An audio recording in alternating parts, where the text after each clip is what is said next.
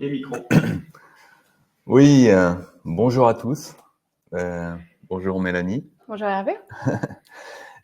Donc là, on va parler de personnalisation ce matin, mais je pense que avant de démarrer, ce serait bien qu'on se présente. Donc tu peux peut-être démarrer et te présenter, nous dire d'où tu viens, ce que tu fais. Très bien. Merci déjà à Lille of Word pour l'invitation et à toi Hervé. Donc moi je suis Mélanie Clavière, je suis la responsable marketing d'Adobe en France pour l'offre Digital Experience. Et donc qu'est-ce que ça veut dire? C'est-à-dire que j'ai 3 missions avec mon équipe. Développer la notoriété de l'expérience cloud en France. Générer des leads pour créer du pipeline, donc un peu plus classique, mais j'en ai aussi une troisième qui est aider à accélérer et à closer les deals de mes commerciaux. Donc vraiment une mission de deal progression. Et donc le Top Deal sur Run programme, qui est le programme dont on va vous parler avec Hervé aujourd'hui, fait partie de cette mission de deal progression. Et ça fait longtemps que tu es chez Adobe? Oui, ça fait 10 ans déjà. Je suis arrivée chez Adobe via une acquisition d'un éditeur français, en l'occurrence de Neolan, qui était un outil de gestion de campagne marketing qu'Adobe a racheté en 2013 pour 600 millions de dollars. Je pense que c'était la plus grosse acquisition de la tech il y a 10 ans et mes fondateurs sont devenus très, très riches. Et donc, depuis 10 ans, j'ai vraiment un rôle sur le terrain. Donc, j'accompagne les commerciaux qui vendent l'offre Adobe Experience Cloud. Ce sont mes premiers clients et depuis 2 ans, j'ai pris la tête de l'équipe. Et je suis vraiment aussi, en plus de ma casquette de Head of, j'ai un gros focus sur les comptes stratégiques. Et pour nous, pour Adobe en France, ça veut dire 26 comptes. Donc voilà, pour vous donner un petit aperçu. Ok, donc j'explique en 3 secondes ma présence ici. Donc on travaille ensemble depuis 3 ans. Oui. Je dirige ABM Orchestra, qui est une agence B2B spécialisée dans l'ABM. Et voilà, donc on est sur ce sujet ensemble depuis 3 ans. Et on va peut-être un petit peu parler d'Adobe. Oui. Donc Adobe, quand on parle d'Adobe, on ne sait d'ailleurs pas comment il faut prononcer, tout le monde n'est pas d'accord. Le grand public a l'impression de connaître Adobe. Hein, il y a des noms fameux, le PDF, Illustrator, tout ça. Mais Adobe, c'est autre chose. Aujourd'hui, c'est un très gros éditeur de logiciels, oui. Plus de 5 milliards de chiffre d'affaires. Donc, il y a plusieurs types d'activités. Tu peux peut-être préciser un peu. Oui, tout à fait. Adobe, comme tu l'as dit, est mondialement connu, je pense, pour ses solutions créatives et comme inventeur du PDF. Donc, c'est une société qui a 40 ans. On a fêté nos 40 ans en décembre 2022, donc on a bientôt 41 ans. Toujours à la pointe de l'innovation. Connu avant tout pour le PDF et ses solutions documentaire. Ensuite, pour Photoshop, qui est aujourd'hui dans le Larousse, hein, le verbe photoshopper existe dans le dictionnaire. C'est vraiment Adobe permet donne accès à tous les créateurs de contenu à des outils géniaux. Donc, tu as cité Illustrator, tu as cité Photoshop. Il y a aussi des logiciels de vidéo qui sont utilisés par les plus grands réalisateurs au monde. David Fincher utilise Adobe Premiere Pro pour monter ses films, par exemple.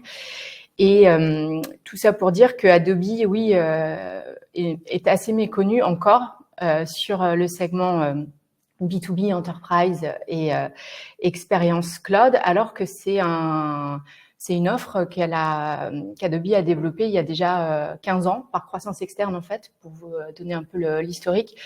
Quand Adobe a lui-même engagé sa propre transformation digitale, donc a décidé de passer d'un modèle de vendre des boîtes de logiciels sur étagère à un modèle de souscription et d'abonnement, c'est le moment où ils ont décidé par croissance externe, de racheter tous les best-in-class software du monde pour créer au départ un cloud digital marketing. Donc, ils ont racheté un éditeur comme Day Software, qui est devenu notre CMS, notre DAM. On a racheté Omniture, qui est devenu notre solution, notre brique de Adobe Analytics, de mesure de la performance de la donnée. Neolan pour les campagnes, plus tard Marketo, encore plus tard Magento pour la brique e-commerce.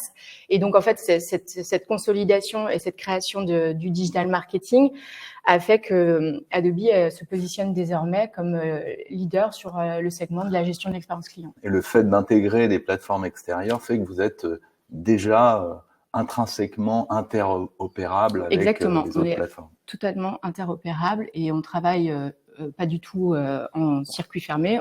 On s'interface avec beaucoup de grands partenaires dans le monde. Ok. Donc en fait, vous parlez en interne de cloud. Donc il y a en fait 3 clouds, 3 plateformes. Oui.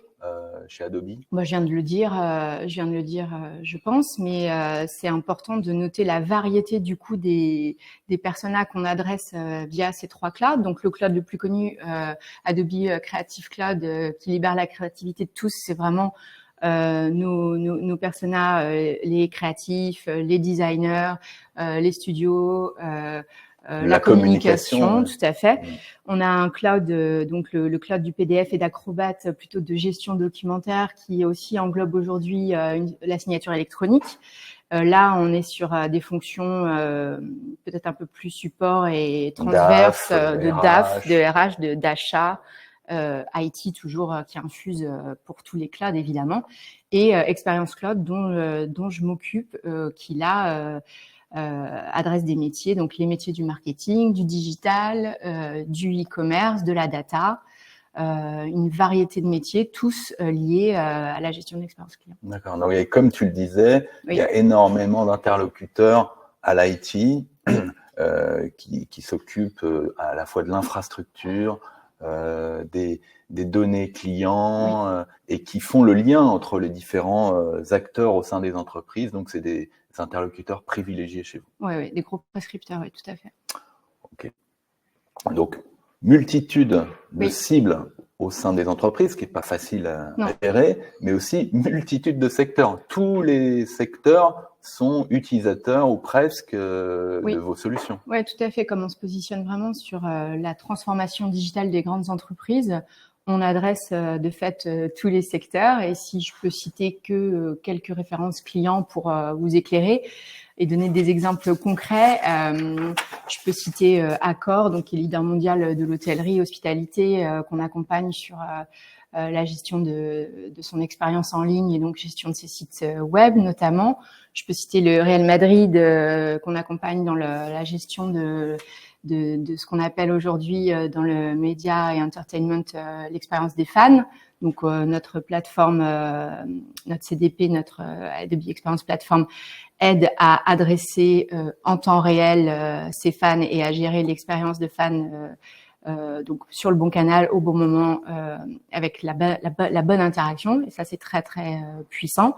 Et si je devais en citer qu'un autre un peu plus classique, ce serait une banque comme la BPCE, mais il y en a beaucoup d'autres où encore une fois on les accompagne sur la gestion de leur parcours client ou gestion de leur performance de leurs données, donc avec des outils comme Adobe Analytics, Adobe Campaign, qui sont largement déployés au sein d'un groupe comme BPCE.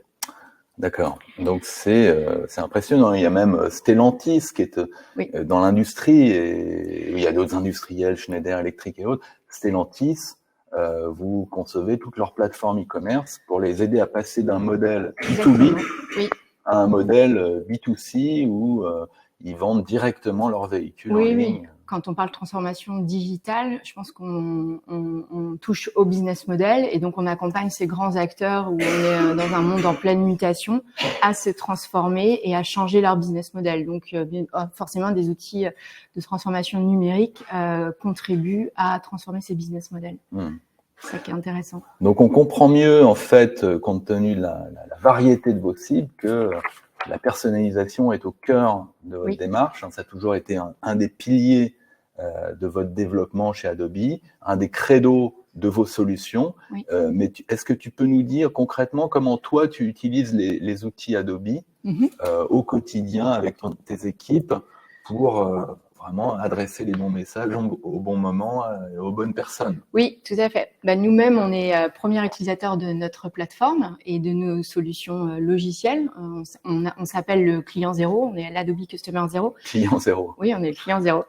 Et on utilise toutes les solutions de l'expérience cloud, que ce soit Marketo ou Adobe Campaign pour envoyer nos campagnes à nos prospects, nos clients. Notre site internet adobe.com, c'est assez peu connu, mais c'est un gros site e-commerce puisqu'il y a énormément de transactions pour la partie Creative Cloud qui sont faites sur le site. Donc, c'est un site qui doit être fiable, donc développé sur technologie Adobe, notre CMS, Adobe Experience Manager, qui doit être fiable, qui doit jamais tomber, qui doit être très robuste. Donc, voilà, ça, c'est des exemples de solutions. Et toutes les autres, bien entendu, je pense à notre outil d'analytics, Adobe Analytics, pour mesurer en temps réel la performance et corriger le tir. Et nous, on parle d'un modèle operating model, data-driven operating model. C'est-à-dire qu'on base tous nos insights, on base toutes nos décisions sur des actions de nos clients sur notre site internet. Et en fonction de leurs actions, de leurs réactions, on corrige notre plan, on corrige notre stratégie, on adapte notre stratégie. C'est cette vue unique du client en temps réel qui est hyper puissante. Parce que là, tu donnes un exemple pour vous, mais pour une banque, par exemple, ça permet au conseiller bancaire en rendez-vous avec son client de pousser la bonne offre qui lui correspond.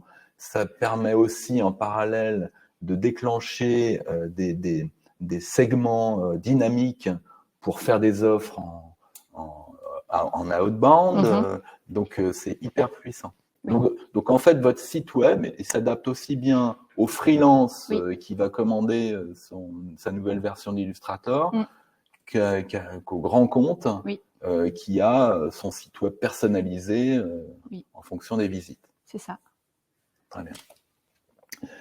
Donc, cette personnalisation à grande échelle, vous l'avez mise en œuvre dans une opération, dans un programme, ce que vous appelez un programme, qui s'appelle Top Deal Surround. Donc, c'est le nom de code.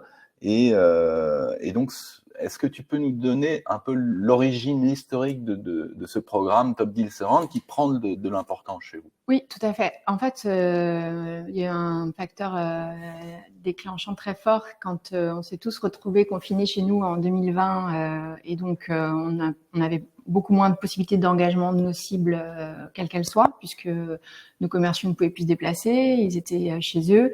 Nous-mêmes, on a dû transformer tous nos plans marketing en plans digitaux. Donc, c'était un gros travail de se poser la question comment on va pas perdre le lien, comment on va continuer d'engager les key decision makers qui nous intéressent. Et il s'est avéré que la meilleure façon d'y arriver, sachant que notre go-to-market a toujours une tendance à se réduire et en aucun cas à s'élargir en enterprise B2B marketing tel qu'on le conçoit chez Adobe. Du coup, des programmes de progression hyper ciblés, hyper personnalisés. Ces programmes-là, c'était la bonne réponse à la situation dans laquelle on se trouvait à cause du Covid à l'origine. Et en fait, ça s'est avéré une tendance de fond puisqu'aujourd'hui, comme je vous disais, une de nos 3 missions, c'est la progression. Et le Top Deal Surround programme est un des piliers de cet axe de progression. Oui, parce que vous vous êtes rendu compte en fait que le top funnel, comme on dit, c'est-à-dire l'apport de nouveaux deals et de nouvelles opportunités n'était pas vraiment le sujet. Non. Le sujet, c'était de closer les deals. Exactement. Et de ne pas les faire traîner trop en longueur. Exactement. Donc, votre mission, c'est maintenant d'aider les commerciaux concrètement à diminuer ces périodes de closing. Améliorer le win rate, comme tout le monde, mais surtout à réduire la durée des cycles de vente, puisque en B2B, on parle de 12 mois de cycle de vente, mais parfois sur des deals très stratégiques, on peut parler de 18 mois, de 24 mois. Donc, c'est comment on met en place, comme tu dis, différentes activations sur plutôt la fin du funnel, du coup, pour accélérer et aider à aller plus vite, tout à fait. Ok, donc juste pour se rappeler le panorama de ce programme, c'est un programme donc à l'initiative de la France, hein, mais qui s'est maintenant généralisé, on va le voir au niveau européen, dont le but c'est de réduire la durée de closing sur des deals qui sont considérés comme stratégiques. Donc pour être éligible, il faut déjà appartenir aux grands comptes stratégiques d'Adobe, et sur des deals qui sont importants, donc ça peut être plusieurs centaines de milliers, voire plusieurs millions d'euros chez vous, et qui sont à un niveau de maturité tel qu'on a encore le temps de les accélérer, mais qui sont suffisamment avancés pour avoir de l'impact. Donc ensuite, comment s'est passé ce programme, et en quoi ça consiste? C'est la mise à disposition d'assets qui sont ultra personnalisables et prêtes à l'emploi. Donc c'est pas évident sur le papier, et avec une méthodologie fluide pour d'abord sélectionner les comptes et ensuite élargir les audiences et insérer tous les éléments de personnalisation. Et enfin, des KPIs pour mesurer. Oui. Parce que vous avez mesuré par ailleurs que bien sûr, les campagnes personnalisées génèrent beaucoup plus de réactivité et de réaction. Bien meilleur taux d'engagement, tout à fait. Et vous pouvez réduire jusqu'à 30% les délais de closing, ce qui est considérable vu les montants. Donc en fait, ça a démarré en juillet 2022 par un pilote en France. 4 comptes en France. Oui. Donc, dont le Crédit Agricole, c'était 4 comptes, je me souviens très bien même, de FSI, donc ce que vous appelez FSI, les comptes bancaires. Il y avait le Crédit Agricole. Et comment ça s'est passé à l'époque? On a appliqué une méthodologie assez classique et stricte d'ABM, c'est-à-dire qu'on a d'abord réuni l'équipe de compte dans un workshop. Donc l'équipe de compte Crédit Agricole, c'est pas uniquement la compte exec du compte Crédit Agricole, c'est une équipe étendue qui l'aide à occuper le terrain dans ce compte. Donc c'est le commercial principal que vous appelez account executive. Exactement. Avec tous ces spécialistes par solution. Experts par solution, la directrice aussi du pôle stratégique, la directrice générale puisqu'on parle de compte stratégique. Voilà. Et donc dans ce workshop, on a établi, on avait fait un travail un peu de fond sur l'approche stratégique qu'on voulait mener, c'est-à-dire à quel message on voulait exposer le Crédit Agricole, dans quel but.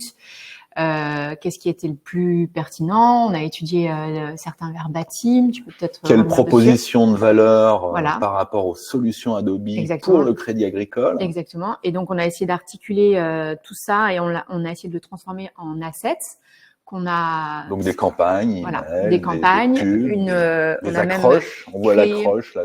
On a même créé une vidéo de l'équipe de compte où on a mis en exec sponsor notre directrice générale Sophie Anikopoulos en introduction de la vidéo, et où chacun des membres de l'équipe de compte, partie prenante, a fait un peu une opération séduction pour dire pourquoi ils aimaient travailler avec le Crédit Agricole et pourquoi ils voulaient vraiment être identifiés comme un partenaire stratégique du Crédit Agricole. Et comment Adobe pouvait aider le Crédit Agricole à aller encore plus loin dans son développement. Exactement. Et donc ça, on l'a fait pour les 4 comptes en fait. Ça, on l'a fait pour les 4 comptes, tout à fait. Donc ça a été un travail colossal. C'était de l'ABM one-to-one, avec une hyper personnalisation dans tous les sens, mais c'était pas scalable. Non, c'était pas vraiment scalable. Et donc c'est pour ça qu'on est arrivé en 2023 à un programme qu'on appelle chez Adobe de manière donc plus modeste, Campaign in a Box. Et on peut peut-être décrire les step by step comment ça fonctionne si tu veux, Hervé. Oui. Mais sachez que chez Adobe on teste, on essaye de toujours innover et de tester des nouvelles choses. Et cette campagne in a box, donc on a laissé tomber la partie approche par industrie. On avait, c'est vrai, développé une très grande expertise ensemble sur les comptes financiers, mutuelles, banques, assurances.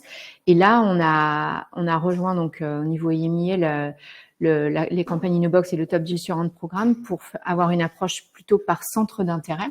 Donc ça, c'est ce qui est différent de l'approche de 2022 en 2023, qui est beaucoup plus, comment dire, scalable. Je sais pas le mot en Ouais, français. donc qui est plus facile à mettre à l'échelle. Ouais. Donc effectivement, nécessité de simplifier. Donc ce qui s'est passé en 2023, c'est que déjà il y a quelqu'un au niveau une entité au niveau européen. Vous les appelez comment? Un centre d'expertise. Un centre d'excellence. D'excellence. Oui. Au niveau européen, Dédié à ce programme. Dédié à ce programme, qui coordonne les actions. Ouais. Et tous donc, les pays européens, de toutes les régions. Voilà. Donc, on ne pouvait pas effectivement avoir une personnalisation aussi fine que ce qu'on a fait en France en 2022. Non. Donc, on a effectivement abandonné un certain nombre d'éléments de personnalisation pour pouvoir passer de 4 comptes à 50 comptes. Oui. Donc cette année, il y a 50 comptes dans le programme TDS, avec la possibilité pour les commerciaux, les équipes commerciales, de choisir les opportunités qu'ils veulent inscrire dans le programme, de synchroniser leurs audiences de contact avec les audiences qui sont suggérées par le programme, avec également la possibilité de paramétrer ces campagnes en fonction des spécificités du compte. Donc, le point of interest, c'est-à-dire le type de solution que le client envisage d'acquérir, la langue, bien sûr, et plein d'autres éléments de personnalisation. Donc ça aboutit à ce qu'on voit à l'écran, c'est-à-dire des systèmes où on a des hub pages, donc des pages de destination qui nous servent aussi qui nous aident à mesurer l'engagement, puisque toi-même tu nous aides avec l'équipe IMIA à mettre en place des campagnes de paid pour générer de l'engagement additionnel, et donc tous les points de contact, tous les points d'engagement qu'on réussit à créer autour de ces contenus arrivent sur ces pages de destination et nous permettent donc de mesurer très finement qui est engagé et bien sûr les recontacter derrière. Donc les pages de destination sont en fait des pages qui sont entièrement personnalisées, comme on le voit à l'écran. Il y a le nom du compte, bien sûr, mais en fait, tous les contenus qui sont poussés sur cette page de destination ont été sélectionnés en fonction du produit qu'ils envisagent d'acquérir, en fonction du type de profil des interlocuteurs qui se connectent. Et le trafic sur cette page est généré par des actions médias, donc soit qui proviennent de LinkedIn, où des audiences spécifiques sont montées sur des mots-clés, tout ça est automatisé, et également des campagnes email qui partent sur votre base très importante. Donc il y a des centaines, voire des milliers de contacts par compte qui sont touchés par ces campagnes, dans le but de créer à la fois de l'awareness, mais aussi de détecter des leads supplémentaires d'interlocuteurs que les commerciaux souhaitent rencontrer, mais qu'ils ne connaissent pas encore. Après, c'est une approche plus classique, de détection de leads, et ensuite d'essayer de cranter des rendez-vous et d'engager et de détecter des opportunités. Oui, tout à fait. Ok. Donc, une cinquantaine de comptes au niveau européen. En France, il y en a peut-être une petite dizaine. Donc, vous allez mesurer tout ça et peut-être faire encore évoluer ce programme TDS l'année prochaine. Tout à fait. En introduisant des nouvelles variables. Donc, on a encore un petit peu de temps pour summariser un peu ce qu'on vient de dire et surtout apporter les conseils avec le recul que vous avez sur le sujet de la personnalisation. Il y en a 4 qui sont 4 vraiment familles de conseils. La première concerne les commerciaux. Donc, comment tu conseillerais l'audience d'intégrer les commerciaux dans la boucle de la personnalisation? Les commerciaux doivent être, en première ligne aux côtés du marketing. On doit être dans un effort de collaboration conjoint. On doit vraiment avoir un langage commun, un référentiel aussi de KPI commun.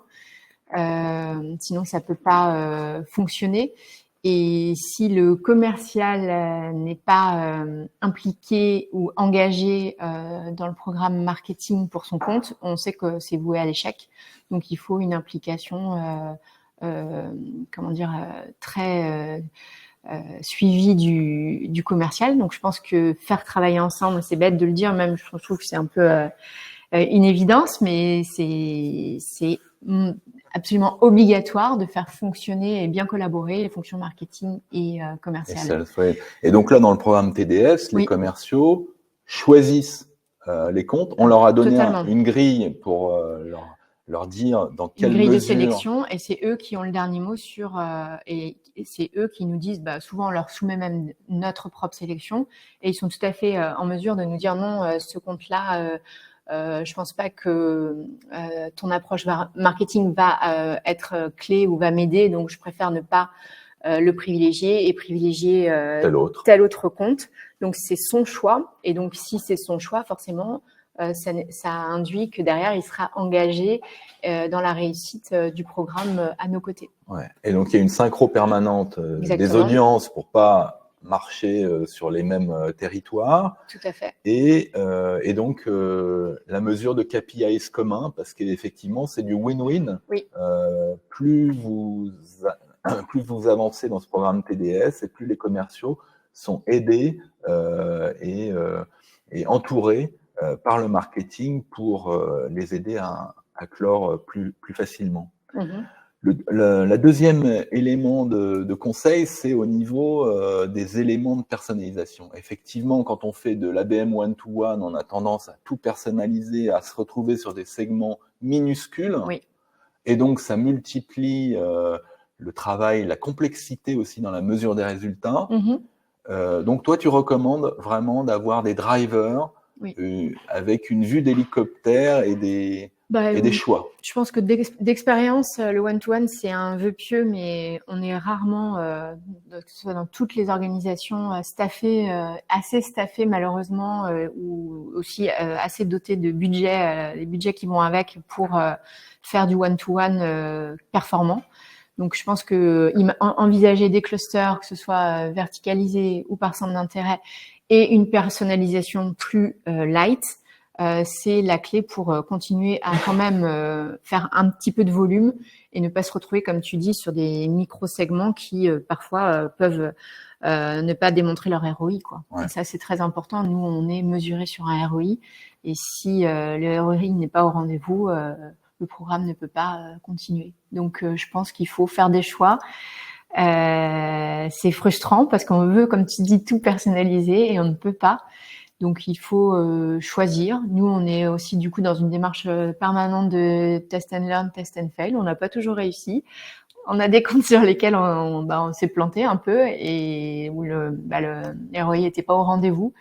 Mais justement, d'avoir une approche un peu plus industrialisée et à l'échelle permet un peu d'éviter les accidents industriels majeurs. D'accord. Donc, test and learn, tu viens de le dire. Oui.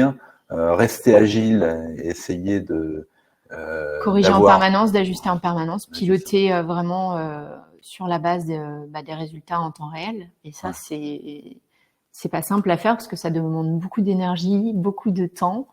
Mais vous êtes data-driven de toute façon, donc les chiffres parlent. Exactement. Et vous aident à décider. Oui.